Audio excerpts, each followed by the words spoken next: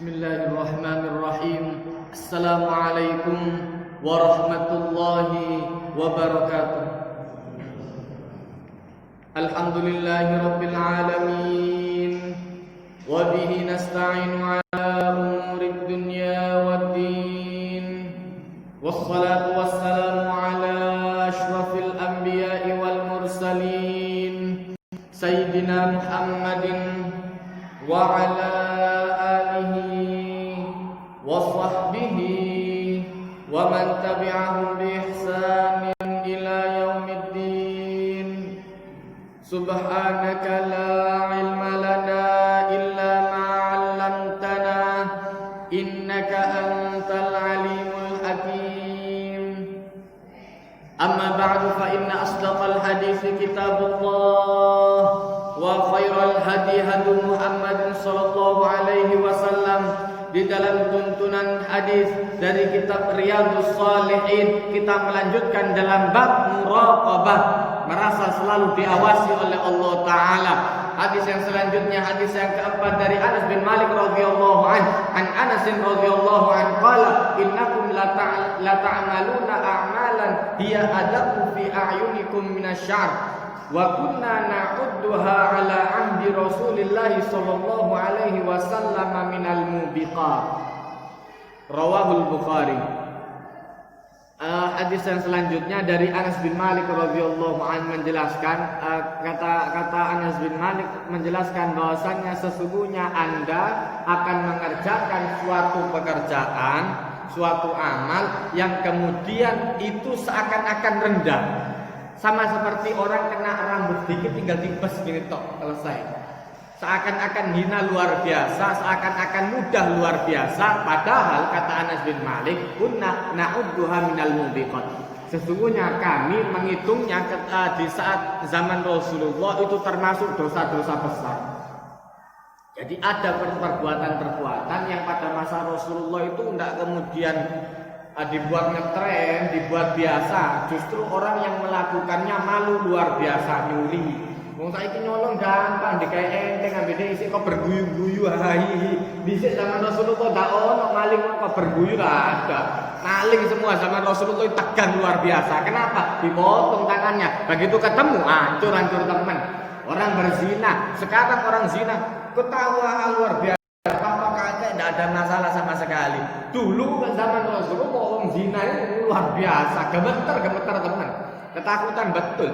Makanya kemudian untuk masalah zina Allah Ta'ala ngatur aturan yang sangat ketat. Maka termasuk salah satunya orang yang kemudian menuduh qadzaf, menuduh orang lain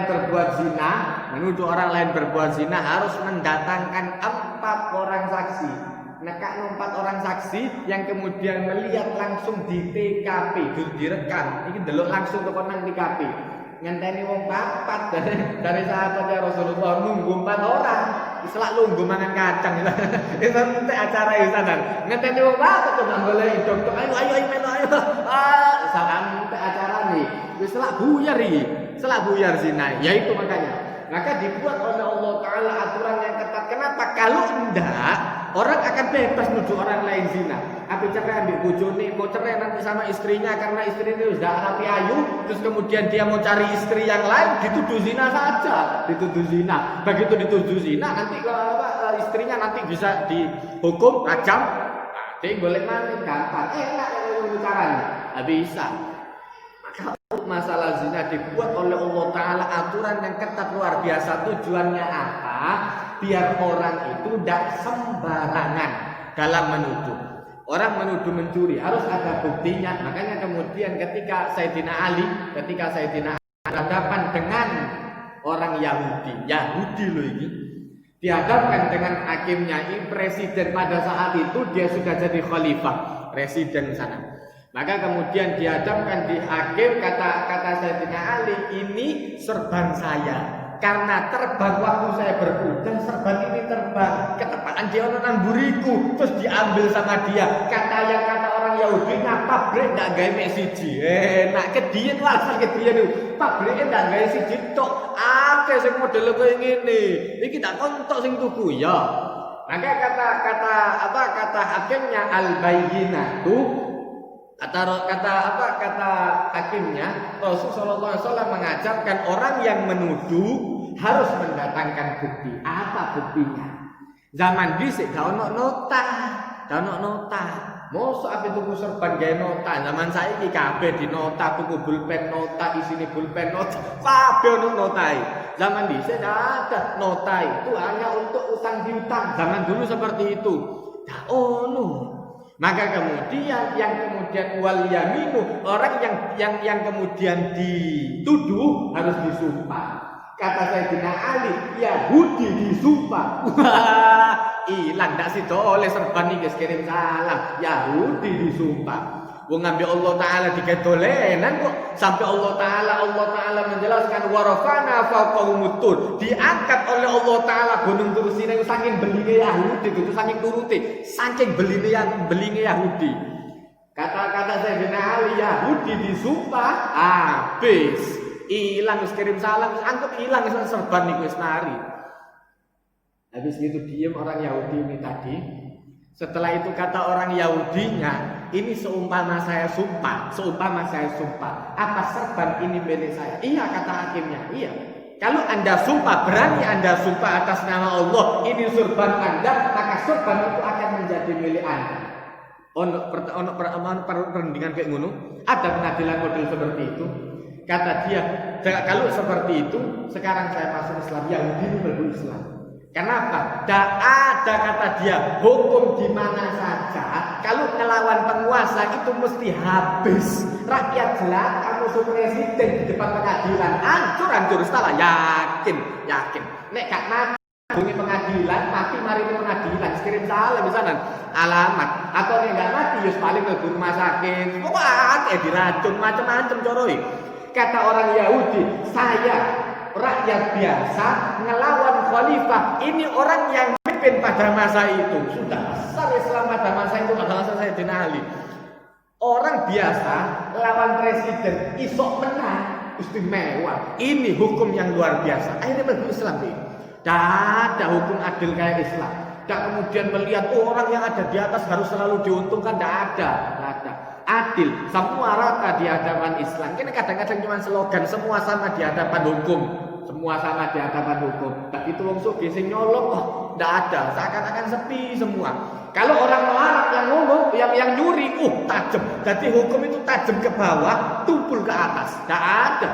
Kalau orang kaya yang nyuri, wong kemana itu ke partai politik, tumpul luar biasa, ndak ono hukum yang kemudian hilang berita. Tapi kalau orang biasa yang nyuri, nenek-nenek nyolong kelopo, nyolong opo, langsung viral, langsung dihukum seberat-beratnya.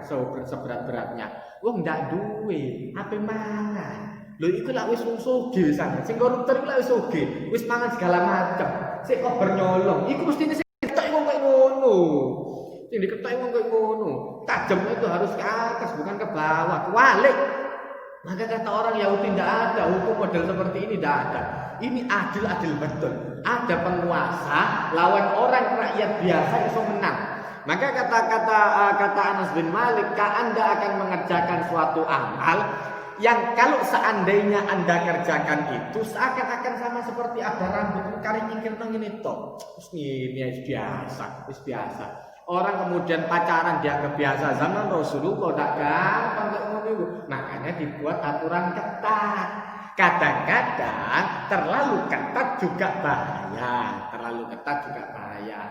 Ada pada porsinya masing-masing. Ono porsinya dewi-dewi. Tak terus diketati terus enggak. Kenapa? Untuk mengawal hukum Islam. Ada kalanya anak itu kemudian diberi kebebasan untuk apa? Ada hukum yang kemudian memang harus ketat. Waya sembayang itu ketatono. Waya poso itu ketatono. Tapi untuk hukum-hukum yang mubah, biarkan anak memilih sendiri. Mari lulus SMA, sampai kuliah, enggak. Maka kemudian Allah Ta'ala menunjukkan ada kalanya dari hukum-hukum yang mubah itu ada yang diberi kebebasan anak untuk memilih. Ada yang anak diberikan ajaran untuk agar tahu syariat itu kayak gini. Tak bebas metu, kon ape metu ada apa-apa. Tapi ambek kanca-kanca wedok, ndak ambek kanca lanang. Arek wedok ambek wedok, ndak ambek kanca lanang, adek kanca lanang. Kirim salam kon anakku digawa ambek wong-wong. Buyar. Maka kemudian ada perkara-perkara yang kemudian pada masa Rasulullah itu termasuk mubiqat, termasuk dosa-dosa besar. Dan kita pada masa sekarang menjalani itu seakan-akan biasa. Arek SD saiki arek SD tak duwe pacar isin. Zaman dhisik arek SD wis lerah kabeh sanan. Oh zaman ku gak ono arek pacaran sak juaran nemu arek pacaran. Sak kelas paling siji tok. Saiki roto-roto tambahan dan duwe pacar isin luar biasa. Nah itu yang Allah Ta'ala ini yang kemudian dimaksudkan oleh sahabat Anas ini tadi. Nanti akan ada masanya orang menjalankan dosa besar itu seakan-akan cuma nyingkirno rambut ngetok ngene tok ae. Ngene dianggap biasa. Ini kan sudah umum. Nah itu bahayanya ada di sana. Kemudian hadis yang selanjutnya hadis yang ke-6 dari Abu Hurairah radhiyallahu anhu. Hadis yang kelima dari Abu Hurairah radhiyallahu anhu menjelaskan anin Nabi sallallahu alaihi wasallam qala innallaha ta'ala yughar wa ghairatullahi ta'ala ayyatiyal mar'u ma harramallahu alaihi. Hadis selanjutnya dari Abu Hurairah radhiyallahu anhu menjelaskan Rasul sallallahu alaihi wasallam bersabda innallaha ta'ala yughar. Sesungguhnya Allah Ta'ala itu ada rasa cemburu. Wajar. Kalau seandainya seorang hamba diberikan nikmat segala macam, kemudian dia melakukan menggunakan nikmatnya ini kepada sesuatu yang lain yang tidak diridhoi Allah Ta'ala, maka wajar. Kita saja, kita yang biayai istri, ngeladeni genakno istri diduwi kabeh, ternyata dia serong sama orang lain, maka wajar. Maka Allah Ta'ala punya rasa model seperti itu. Makanya kemudian ketika Nabi Yahya alaihissalam menasihati Bani Israel, dinasihati sesungguhnya Allah Ta'ala menyuruh kalian semua untuk menyembah kepada Allah Ta'ala saja. Dan jangan sampai syirik kepada Allah Ta'ala sekalipun. Contohnya orang yang syirik itu sama seperti kalian punya budak, punya pembantu. Kalian yang bayar pembantu itu tadi, kalian yang beli dengan harga dengan hasil keringat sendiri. Wis, adamlah utang. Pembantu ini kemudian dibayar dengan hasil keringat sendiri dengan uang yang halal. Kemudian dia kerja untuk orang lain. Gak mangkal. Loh, ini budak saya yang beli. Ternyata dia kemudian bekerja sama orang lain. Beda kalau saya berikan kepada orang lain. Ono karyawan, kok tak bayar, jogo tokoku. Ternyata kalau seandainya ada orang mau beli apa? Beli sarung, oh ndak ada. Iki sarung mangkrak, lu sakit-sakit di mana? Ndak ada di toko ini, di toko sebelah saja. Di toko sebelah lebih banyak pilihan sarungnya. Loh, kok iki suhulan wis sapa? Sing bayar kok niki aku. Lah tutupno dhisik barang nang toko. Ono sarung iki, ono sarung iki, ono sarung enggak. Langsung ditunjukkan ke toko yang lain. Loh, Anda yang bayar toko lain itu toko sana. Kan gitu. Sama ketika orang syirik kepada Allah Ta'ala, yang ngasih nikmat Anda itu siapa? Diberikan nafas oleh Allah Ta'ala. Sampai Allah Ta'ala menjelaskan alladzi khalaqaka fasawwaka fa'adal. Diberikan oleh Allah Ta'ala kehidupan, diciptakan oleh Allah Ta'ala. Fasawwaka, dilengkapi oleh Allah Ta'ala penciptaannya. Ono tangan, ono sikil, ono utak segala macam sudah. Kemudian fa'adalak, rizkinya dijamin semua oleh Allah Ta'ala. Loh, gitu masih nyembah kepada yang lain. Loh, kan ini kerja mbek sapa? Yang ngasih Anda makan, minum, napas dan lain sebagainya itu siapa? Angkel Allah Ta'ala, wajar. Sama seperti kita tidak mau kemudian diselingkuhi, maka jangan menyelingkuhi Allah Ta'ala. Maka jangan membuat Allah Ta'ala cemburu. Maka Rasulullah SAW menjelaskan wa ghairatullahi ta'ala ayyatiyal mar'u ma harramallahu alaihi. Cemburunya Allah Ta'ala ketika seorang hamba mendatangi melakukan apa yang diharamkan oleh Allah Ta'ala. Allah Ta'ala dah senang. Sudah dikasih nikmat oleh Allah Ta'ala, dikasih syahwat, ada syahwat yang kemudian ada jalur kebaikannya. Makanya untuk jalur kebaikan ini harus disegerakan dan harus dipermudah. Kalau yang halal sulit, yang haram akan cepat jalan. Api zuat sono luar biasa, pacaran gampang. Pacaran gampang. Waktu orang mau zina gampang. Hari berangkat nang doli, mari ganti. Karena kenapa? Nikahnya sulit luar biasa. Begitu nikahnya gampang, enak. Begitu yang makanya kemudian ada jalur yang haram, ada yang halal. Dibuat oleh Allah Ta'ala yang halal ini mudah luar biasa. Syarat nikah itu cuma wali mempelai laki, mempelai perempuan, kemudian ada 2 orang saksi ijab kabul mek 5. Sing gawe ono adat gedunge panganane undangan kanan kiri undang sungkan ono panganan luar biasa. Sing gawe ruwet iku adat. Sakjane asline gampang. Makanya ketika yang halal dipersulit, yang haram jalan. Ya kalau seandainya yang halal mudah, yang haram berhenti. Mesti kok ngono. Banter-banteran antara malaikat ambek setan ini bendino banter-banteran. Ketika orang banyak berzikir, banyak melakukan kebaikan, bisikan malaikatnya yang kuat. Tapi kalau seandainya dia tiap hari tidak pernah zikir, sholat jarang-jarang, kadang-kadang telat segala macam, maka bisikan malaikatnya yang jalan terus. Banter luar biasa, marem. Maka kemudian dalam hadis ini Rasulullah SAW menjelaskan sesungguhnya Allah Ta'ala itu ada rasa cemburu. Dan cemburunya Allah Ta'ala ketika seorang hamba melakukan apa yang telah diharamkan oleh Allah Ta'ala. Hadis yang ke-6 dari Abi Hurairah juga, annahu sami'an Nabiyya sallallahu alaihi wasallam yaqul, sesungguhnya beliau mendengar Rasul sallallahu alaihi wasallam bercerita, anna salasatan min Bani Israil, ada 3 orang pada masa Bani Israil dengan cobaannya sendiri-sendiri. Yang satu abros, yang satu akra, yang satu a'ma. Ada yang sakit lepra, ada yang botak, ada yang kemudian buta. 3 orang ini tadi dengan cobaannya sendiri-sendiri. Ini cerita masyhur. Daripada dibaca hadis itu luar biasa bahasa Arab ya. Nah, maka kemudian malaikat diutus oleh Allah Ta'ala.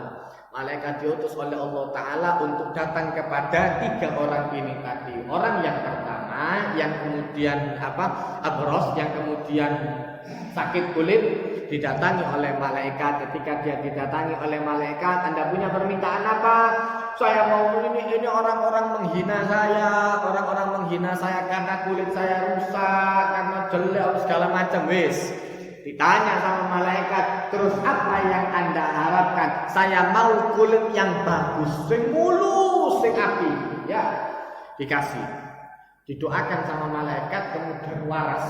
Begitu waras, disuwenang luar biasa. Ditanya, ada lagi yang Anda mau? Iya, saya kepingin punya harta, karena untuk mendatangkan ujian zaman dhisik itu mesti ada harta. Makanya kemudian ujian itu datang kepada 2 golongan orang yang diberikan oleh, termasuk inilah asada ila fitnah. Ada tidak boleh asal kata Rasulullah SAW kecuali terhadap 2 golongan ini tadi.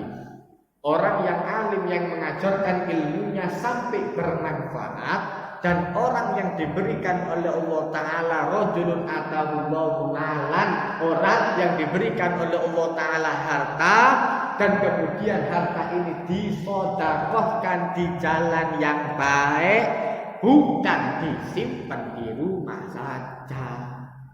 Nek kayak gedung-gedungan omahe api-apian, tapi gak untuk amali sama sekali. Begitu mati anak-anaknya kere-keran warisan ruwet terus segala macam. Akeh cerita itu bisa akeh sana. Sudah banyak. Begitu kemudian mati itu toleh kere-keran antara bojo ambek iki ambek pamane. Macam-macam. Mbak mari warisannya dibagi karena anak-anaknya tidak ada yang dibagi ilmu, maka kemudian tek dunia di sana ditol bersih. Hari sampai paling melarat wong. Kali cerita itu, iki dhisik tukune fulan, sugene wong iki dhisik tukune jejer-jejer nang panggung. Piye? Saiki kukut anak-anak dalam sing lanjutno. Ono sing dadi adam nang kono, pegawe nang kono. Dhisik abane tukune jejer-jejer. Anake dadi pegawe. Dan sing lanjutno ketok gitu. Ya, anak-anak dalam sing iso kelanjutno.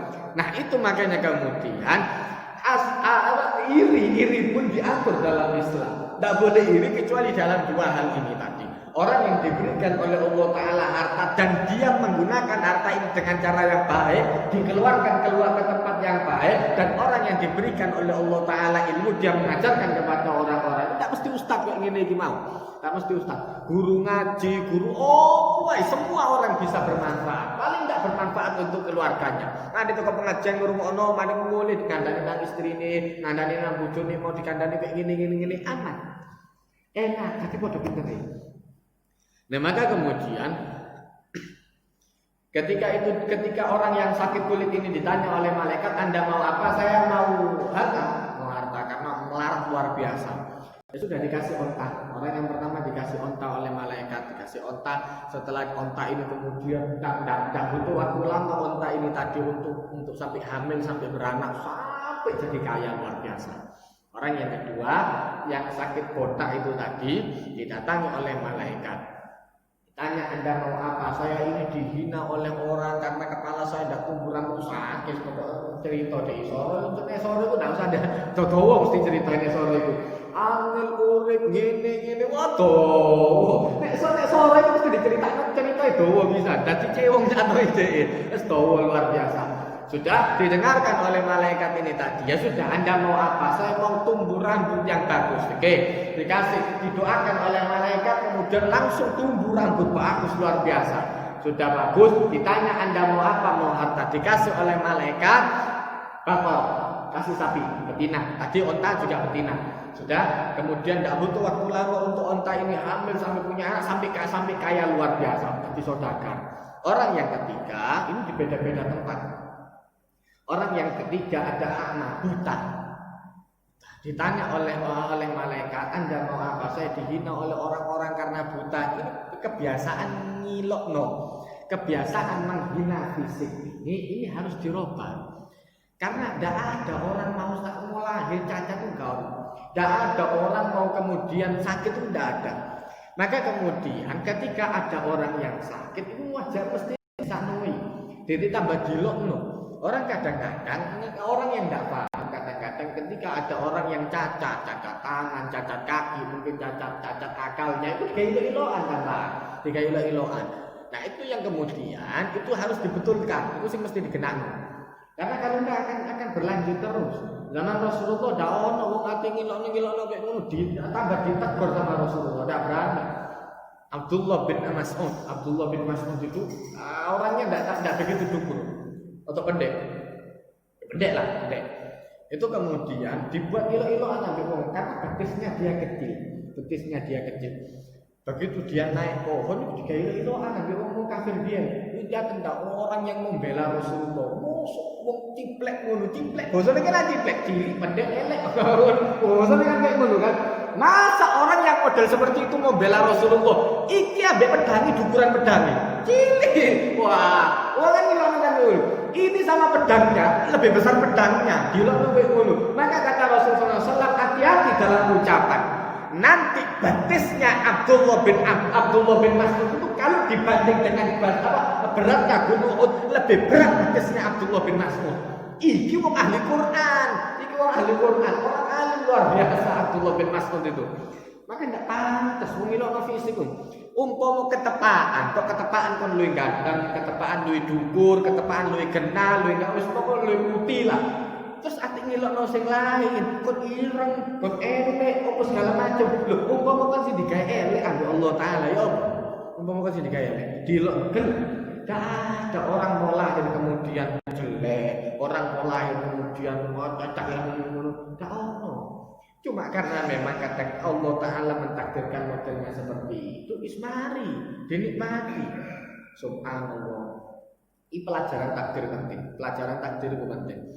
Ada muridnya di dalam pengajian. Itu ketika punya anak terus di USG lagi, orang banyak senang luar biasa. Ayahnya enggak tapi putih. Betul sobat, ganteng tapi ibu putih luar biasa. Begitu lahir anak lanang putih luar biasa. Subhanallah, muatan. Pas lahir sing keloro anak wedok. Nurun bapak tetapi putih. Mangkel deh. Opo? Pas wong lanang, pas sing lahir lanang kok niru ibuke, putih luar biasa. Lah begitu lahir wedok kan nek wedok kan yang diharapkan putih, bersih kan kayak ngono kan enggak. Sing wedok niru bapak ternyata dalane putih. Wah, kacau nek kayak gitu. Ya opo iki? Tapi ya tetap takdir Allah taala subhanallah. Sing wedok sing dikai ambek Allah taala. Beda-beda. Sing lanang dikai ganteng ambek Allah taala. Ndak tapi pintar. Sing wedok karena nurun bapake, bapak itu pasti tapi putih, pintar suhul. Begitu sing wedok niru abane, dak tapi putih, tapi pintar suhul, luar biasa. Saiki apa kan? Ayo apa? Kepingin putih, ganteng, tapi dak suhul, gelundang-gelundung aku kan. Atau dak tapi putih, tapi suhul luar biasa. Kan wong kan kadang-kadang kok ngono kan. Telek haring, sing putih, sing bersih luar biasa, tapi gelimpang-gelimpung nang omah. Tak iso apa. Atau tak tapi putih, tapi kerja luar biasa. Masa segala macam cepet, gak garapan cepet kabeh. Jadi kayak pilihan ngono, ya apa ya? Yo nek iso sing putih, sing kabeh wae. Iku Lailatul Qadar, nek ngono iku toroe. Lailatul Qadar gak oleh kabeh, ndak iso oleh kabeh, pilihan. Nah, maka Allah taala ini aturannya Allah taala. Ketika ada kekurangan fisik, itu Allah taala menguji orang yang diberikan kekurangan fisik dan menguji mulut orang-orang yang ada di sekitarnya. Cangkeme sing iso api, opo elek cangkeme. Itu diuji sama Allah taala. Ayo, begitu ketok wong ndak cangkem. Begitu ketok ndak cangkem, kowe ini modelnya mosok kowe ngene. Orang kan kadang-kadang seperti itu. Ada orang pernah tanya, Ustaz, gimana kalau seandainya imam itu kakinya kuntung? Kan kalau mazhabnya fikihnya Imam Syafi'i, ketika orang sujud itu syaratnya sujud kan 7 anggota badan nempel, tanduk, 2 tangan, 2 lutut, kemudian kaki. Nah ini orang kakinya tidak jangkep, Jadi sing nempel cuma 6 anggota badan, yang ujung tumit tidak ada, tumitnya tidak ada. Apa sah? Saya ini tak rakoni, umpama kon loro diabetes, terus terpaksa harus dipotong, terus kon ndak oleh nani. Bocoane wong sing takon iki enak. Bacaannya orang yang nanya ini enak. Umpama Anda sakit, kemudian Anda sakit terus loro diabetes terus terpaksa diamputasi. Terus ndak oleh nani, apa ndak kecewa Anda? Ya kecewa lah, makanya takdirnya Allah Ta'ala itu berjalan bukan berdasarkan keinginan kita. Tidak ada orang dari bayi itu kemudian ya Allah mudah-mudahan aku loro. Tidak ada. Loro itu dikasih ya Allah Ta'ala. Kalau sudah dikasih, yang dikasih suruh sabar. Keluarganya disuruh untuk merawat, orang-orang yang ada di sekitarnya disuruh memperhatikan, jaga mulut. Iku sah tetap sembayangi,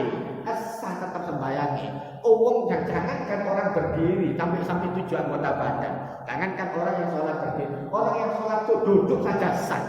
Lungguh itu kan ada 7 anggota badan nempel, kan nunggu nang kursi deh, sujud, mek loro tok tambahan sing nempel, mek sikil tok. Dekune nang dhuwur kabeh, dekut sampai turun kursi saya nang dhuwur kabeh, itu sah. Maka orang yang memang diberikan ada cobaan sudah sah tetap sembayangi. Bisa. Nah maka kemudian ketika orang yang terakhir ini yang buta didatangi oleh malaikat, ya dia curhat cerita, saya dihina oleh orang-orang karena mata saya buta, segala macam. Mari ditanya sama malaikat mau apa? Saya mau melihat mata yang indah yang kemudian diberikan oleh Allah Ta'ala untuk melihat alam sekitar. Sudah diberikan mata, didoakan oleh malaikat, melek langsung ketok, jelas. Sudah, kemudian diberikan Anda mau apa? Mau harta untuk apa? Untuk kerja segala macam. Dikasih kambing. Pertama dikasih onta, kedua dikasih sapi, ketiga dikasih kambing. Yang ini tadi, yang buta. Selang beberapa tahun sampai kaya luar biasa didatangi lagi oleh malaikat. Didatangi orang yang pertama, yang sakit kulit itu tadi didatangi oleh malaikat. Dengan wujud dia yang sebelumnya, Jadi kalau orang yang dulu sakit buta, ya didatangi oleh malaikat dalam bentuk pengemis yang buta. Orang yang kemudian botak didatangi oleh malaikat dalam bentuk pengemis yang botak. Orang yang sakit kulit didatangi oleh malaikat dalam bentuk pengemis yang sakit kulit. Begitu kemudian dilihat orang sakit kulit, sudah jauh-jauh dari saya, kurang ajar. Diising diusir, kemudian diising tak gelem diusir. Kalau orang lain yang sakit diusir sampai diising loro tak gelem diusir. Kan kadang-kadang ngomong ngono. Begitu diising loro berharap orang-orang datang. Begitu orang lain yang sakit itu sudah sana saja, isolasi. Nek sudah plester double tip segala macam. Alhamdulillah, sing ato. Subhanallah. Kalau dia yang sakit minta dideketi sama orang-orang, jangan disanoi. Tapi nek wong lain gak usah, kirim doa aja. Jauh-jauh. Disuruh jauh-jauh. Akhirnya kemudian malaikat ini cerita yang nyamat dari bentuk pengemis ini tadi. Sa'il, orang minta butuh sedikit rezeki. Maka kata orang, saya tidak ada. Bosok saya tidak ada uang receh. Tidak ada harta yang mau bisa dikasihkan kepada Anda. Ditanya sama orang ini tadi, setahu saya dulu Anda sama punya penyakit seperti saya. Oh enggak. Saya memang dari lahir itu sudah bersih seperti ini kulit saya, sudah sehat walafiat luar biasa. Dan malaikat mengatakan setahu saya dulu Anda fakir sama seperti saya. Enggak. Ini harta saya dapatkan dari warisan turun temurun. Biar sugi aku sana. Maka malaikat mendoakan, kalau seandainya Anda bujuk, mudah-mudahan Anda kembali ke bentuk yang pertama yang dulu dan diberikan oleh Allah Ta'ala. Fakir, langsung melarat, mati kabeh. Onta-ontanya mati semua sampai bangkrut total, penyakitnya kembali lagi. Orang yang kedua ditanya, Sa'il butuh minta-minta, orang minta-minta. Tidak dilihat oleh orang ini tadi sama, dilihat kepalanya botak, penyakit diusir ambil dia. Dibilang sama malaikat, setahu saya dulu Anda orang seperti saya, miskin dan kemudian punya penyakit kepala. Kata dia, enggak, saya sudah sehat walafiat lahir. Oh, itu jawabannya yang pertama. Dan ini harta saya dapatkan dari warisan turun temurun. Kata dia, mudah-mudahan kalau memang Anda bujuk, Anda dikembalikan ke posisi yang pertama. Larat mana? Botak mana? Orang yang ketiga, begitu didatangi malaikat dalam wujud yang sama, buta. Didatangi oleh malaikat Sa'il, orang minta-minta. Dilihat begitu kelihatan posisinya sama seperti dia dulu. Disuruh masuk, disuguhi makanan. Setelah disuguhi makanan ditanya, kamu mau apa? Saya mau makan. Disuguhi makanan. Kemudian ditanya, butuh apa? Saya butuh sedikit dari apa yang akan diberikan oleh Allah Ta'ala kepada Anda. Pilih, kambing saya ini banyak, ambilan sak nangkepmu. Pas dipilih gede-gede, enggak, sak nangkepmu, sakarmu. Ambil sepuas Anda. Saya dulu sama seperti Anda. Dalam keadaan buta dan miskin. Allah Ta'ala memuliakan saya dengan adanya orang yang dikirim. Subhanallah. Kata dia, saya ini malaikat. Diutus oleh Allah Ta'ala kepada 3 orang, termasuk temanku konco-koncoku mau. Jangan bisa dengan penyakit yang berbeda-beda. 2 teman Anda sudah gagal dalam ujiannya, Anda saja yang berhasil. Nah, ini pelajaran luar biasa, bahwa Allah Ta'ala itu akan selalu mengawasi hambanya.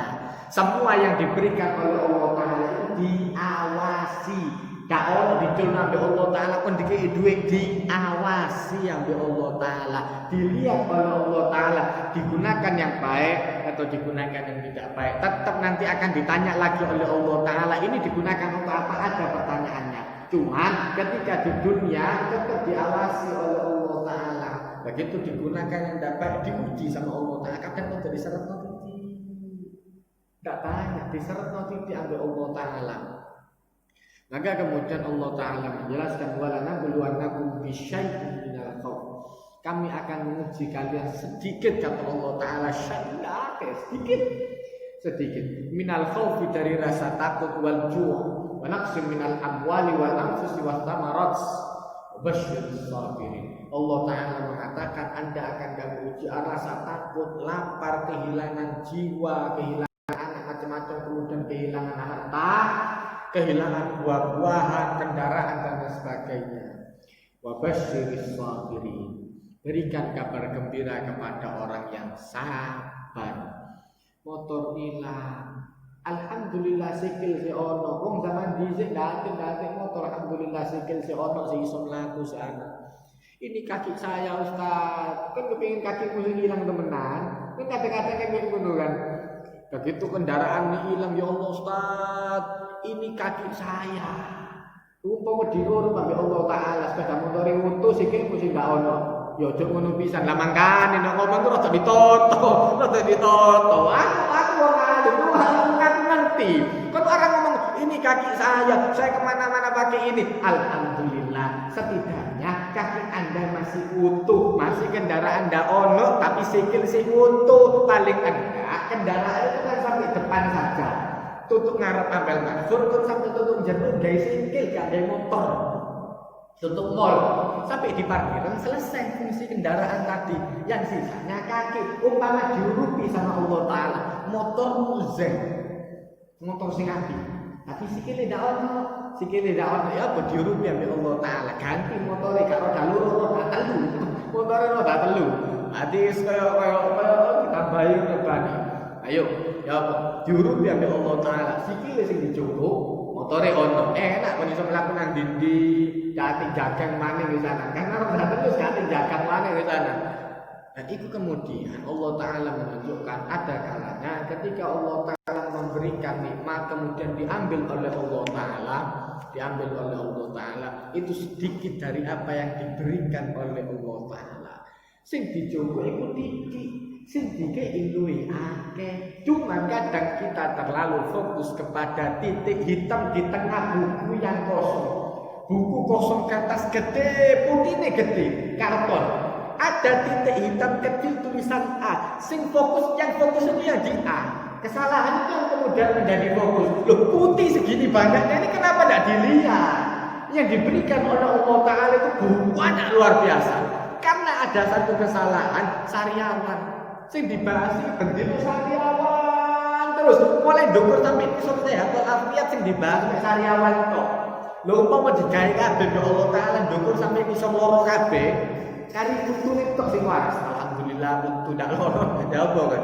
Sikil loro, tangan loro, ndas cekot-cekot kuping gak krungu mari ngono motos loro kabeh, pokoke awak loro kabeh. Kan kuntune tok sing sehat diurupi ambek Allah Taala. Loh, jarene begitu Allah Taala kei loro untu, ketika itu saking ini hidup saya tergantung pada ini. Wis, sing lain digawe ambek Allah Taala loro kabeh. Kan kuntune tok sing sehat, tambah nemen, tambah enak kabeh.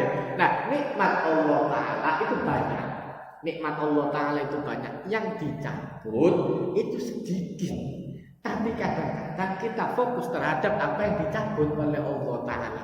Hadis yang selanjutnya, hadis yang ketujuh dari Abi Ya'la Shaddad bin Aus radhiyallahu anin Nabi sallallahu alaihi wasallam qala al-qayyis man dana nafsahu wa amila lima ba'dal maut wal 'ajiz man atba'a nafsahu hawaha wa tamanna 'ala Allah.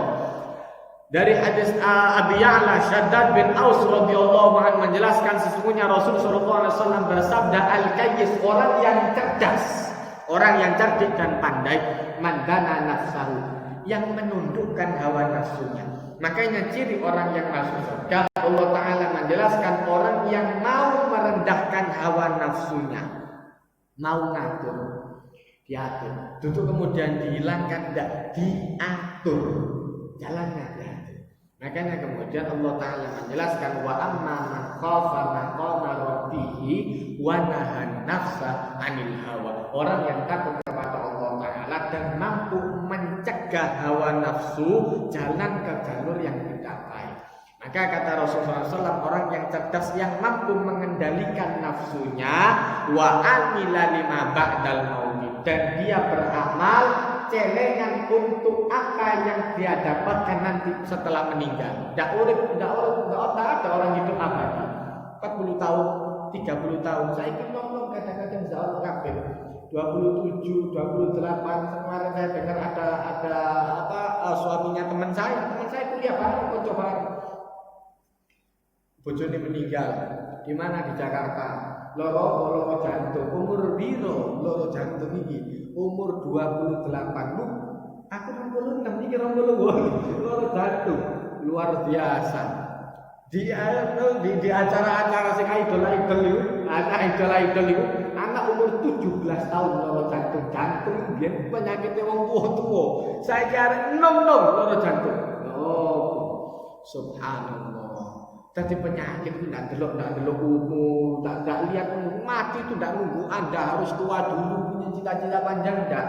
Kadang-kadang tekan 40 dicegat, ada 50 dicegat. Orang yang sampai 100 tahun, 100 lebih ada.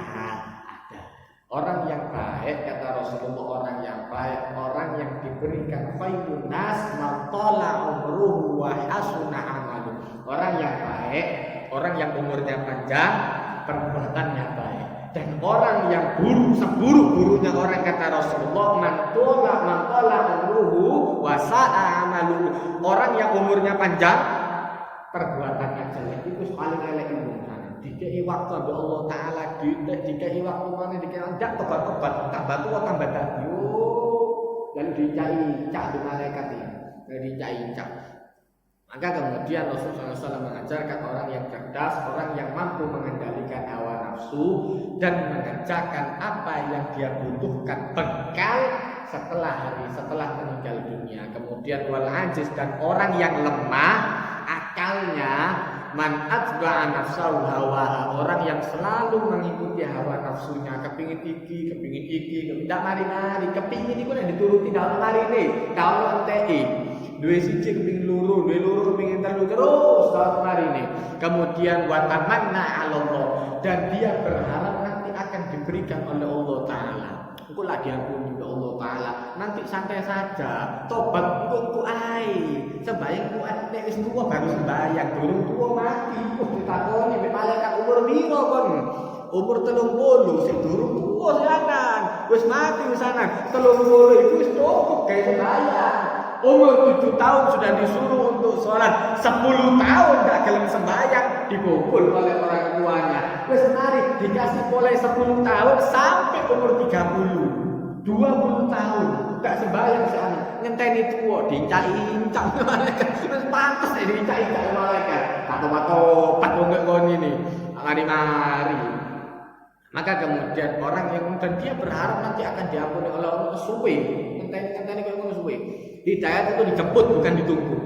Hadis yang selanjutnya dari Abu Hurairah radhiyallahu anhu, qala Rasulullah sallallahu alaihi wasallam, min husni islamil mar'i tarkuhu ma la ya'nihi. Hadis apalannya RSB insyaallah. Hadis yang selanjutnya dari Abu Hurairah radhiyallahu anhu menjelaskan min husni islamil mar'i. Rasulullah sallallahu alaihi wasallam bersabda, termasuk baiknya Islam seseorang, ciri baiknya Islam seseorang, tarkuhu ma la ya'nihi, meninggalkan apa yang tidak ada manfaatnya. Ono wong ketabrak, cuma takon tok, urung takon tok. Apa wong-wong iku mau? Cuk ono wong ketabrak, ditinggal. Ndak ngerewangi ta apa. Dadi sing ketabrak wong siji, yang tabrakan orang satu, yang tabrakan 2 orang, yang kemudian nolong juga 2 orang, satu ngasih air, satu genakno kendaraane, sisane netizen kabeh foto. Tak foto ye. Mek cuman ngono tok dadakno kabeh wae. Cuma takut deh, ono apa? Ono tabrakan. Mari dia melaku cerita ambek keluargane nang keman sono tabrakan. Terus tak kondolo. Kayak apa kan lewat? Terus apa manfaatnya kan lewat? Apa manfaat Anda lewat? Kalau manfaatnya tarkuhu ma la ya'ni. Ini yang sulit. Makanya kemudian orang-orang alim zaman dulu itu menjelaskan bahwa puasa terberat puasanya Siti Maryam. Poso ndak ngomong, uangnya luar biasa. Poso ndak mangan kabeh wong iso. Semua orang bisa. Poso ndak ngomong. Wah, ini yang berat. Sedino tok ae, suwe-suwe. Sedino tok ae. Kok poso ndak ngomong? Enak ngono. Tak cerita. Di mana cerita lho? Enak pas nunggu meneng-menengan. Kepatung dadak. Iku sing angel. Poso ndak ngomong sing ndak genah. Itu soro luar biasa. Itu yang sulit. Makanya ulama dulu menjelaskan bahwa puasa terberat itu puasanya Siti Maryam. Angel lho itu. Makanya jelaskan ambek wong Yahudi. Iki dijelaskan dicangkem sampai ngunu cangkem percuma. Dicak perjanjian sampai kemeng perjanjian. Makanya kemudian puasanya Siti Maryam, kata dia, saya inni nazartu lirrahmani shauma falan ukallimal yauma insiya. Pada hari ini saya tidak akan ngomong sama satu orang pun. Ketemu ambek begitu bayi ini digawa, anaknya siapa? Anaknya siapa? Ditutik kok takut di bayi. Sempel pun memang ngosok dicelatu. Wis jelas dicelatu. Saking celatuane gak ditulis sampai Allah Taala nang Al-Qur'an. Ini nggak itu dari Allah Taala itu mesti dicelatu, tidak ono meneng ngono disopot, assalamualaikum kenceng toh. Tidak mungkin ada dicelatu, mesti dicelatu Allah, mesti dicelatu. Ngadep ngantuk kenceng ngono, kok robot aja nggak iso noleh kanan noleh kiri, ini pasangan nggak iso dikatakan, nggak dikenal lagi pasangan. Apa kenger tak gulumu, kayak ono balsam diceramai kan, gara-gara gak nyokok ngono diceramai luar biasa. Itu angel, meninggalkan sesuatu yang tidak ada manfaatnya. Ini termasuk baiknya Islam seseorang. Hadis yang jadi penutup, hadis yang ke-9 dari Umar bin Al-Khattab anin Nabi sallallahu alaihi wasallam qala la yus'alur rajulu fima daraba mar'atahu. Seseorang tidak ditanya mengapa dia memukul istrinya. Hadis ini sanadnya dhaif. Jelas iki sanadnya dhaif, dijelaskan di dalam kitab ini. Sanadnya dhaif. Kenapa Rasulullah bersabda seperti itu? Maksudnya dan masuk ke dalam bab muraqabah. Kenapa? Ada kalanya orang yang menjadi maula, yang menjadi pelindung wajib untuk melindungi. Bapak kepu anak itu tidak dituntut sama Allah Taala selama mukul dengan alasan yang jelas, tidak dalam sembahyang kepuk wajar. Istri tidak nurut dipukul dengan pukulan yang tidak menyakitkan, dan kemudian diatur oleh Rasulullah tidak boleh kena ke muka, tak tugu-tuguan sawat-sawatan panci terus gasak rai kangkang ceplar, enggak.